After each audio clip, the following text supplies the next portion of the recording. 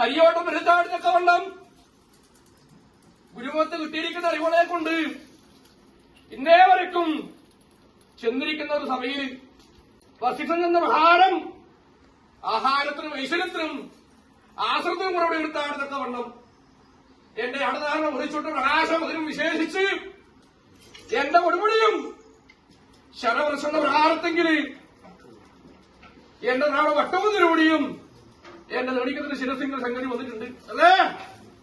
ഇനിയും കുറിച്ചു വച്ചിരിക്കുന്ന കുടിമാനങ്ങളൊക്കെ ഉണ്ട്. ഏത് സ്ഥലം മുമ്പേറുമായിട്ട് കൈയെടുത്താലും ഇത് പ്രകാരം ജന്മം കൊണ്ട് ജന്തുക്കളഞ്ഞ് വരികയും കർമ്മം കൊണ്ട് ശോഭിക്കേണ്ട അഭിമാനം എന്റെ എട്ടില്ല എല്ലാടിമാർക്ക് ദൈവം കൽപ്പിച്ചു നിന്നിട്ടുണ്ടല്ലോ അല്ലേ? തറവാട്ടിനകത്ത് പാലുള്ള വൃക്ഷം ശങ്ങളിൽ തളച്ചിരിക്കുന്ന ബന്ധമുണ്ടല്ലോ അല്ലേ? തീറ്റ കുറച്ചുക ഇല്ല. ഏകോദര സഹോദരന്മാരെന്ന് ഒരിക്കലും അതിനകത്ത് നിങ്ങളെല്ലാവരും ചേർത്ത് പിടിച്ചു.